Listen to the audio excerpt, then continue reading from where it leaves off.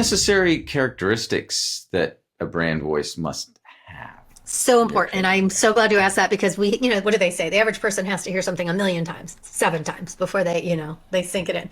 So I can't say enough. Simple, genuine, consistent. And I would kind of invert that and say it has to be genuine first, but it doesn't matter which one's first. Genuine, simple, consistent. Genuine, that data, everything we just talked about, quantitative and qualitative surveys, looking at data points, finding the people underneath those data points, uncovering those stories, that will get you that genuineness because you're not lying about who you are. That is who you are. That's what those data points inform you of. So then once you do that, it can be a beast. I mean, you guys do this for a living. You understand the it's a lot. So then that is really where I think the marketing team and the communication team really comes together with the help of some others. And you got to pull the right people to the table to do this. You want a diversity of thought. You want maybe an older hired, someone who's been around for decades, if that even exists anymore, but somebody who's been around for, 10, 20, 30 years, and maybe someone who just got hired last week who's really fresh on the onboarding process. You want that diversity, ethnicity, age, gender, all the things.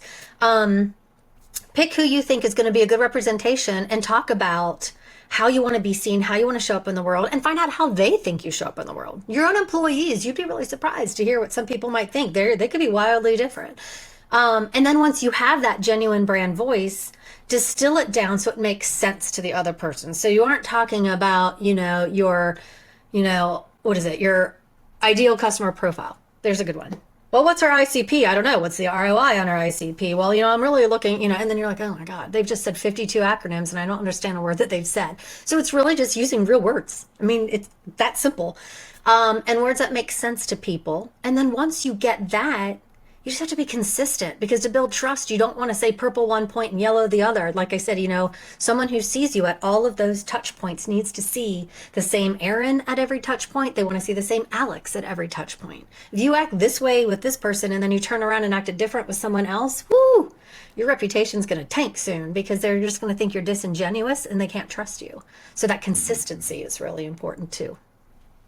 And I would add, and I think Alex would probably echo this too, is once you settle on in, and by the way, I loved what you said about it's so simple how you stated it, genuine, and you had 3 things. What was it? Genuine, simple, consistent. Simple, there you consistent. Go. Yes. And I guess it speaks to consistent, but once you've defined it, you want to lock it down. Yes. Because then the complexity happens of pushing that out across all the channels and all the people that work in the channels and on the channels. Because if you start to change it while you're trying to push it out across that complexity, it just becomes a car crash.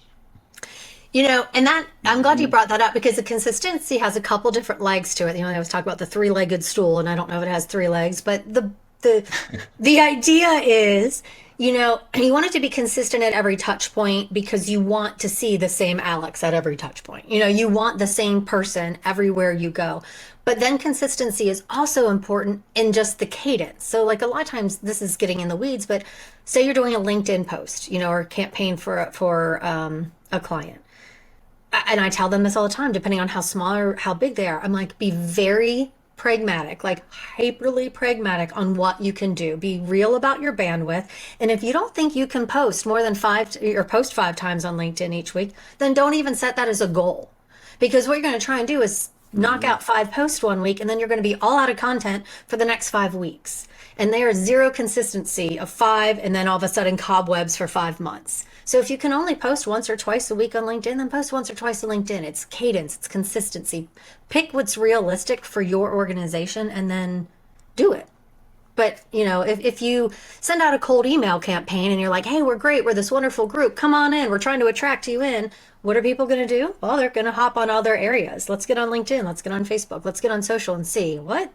They just sent me this email, but they haven't posted anything for 5 months. Where their profile picture is the little shadow. There's no one even there. There's no logo. It's that omni-channel approach. That you want to make sure that there's consistency across all channels. So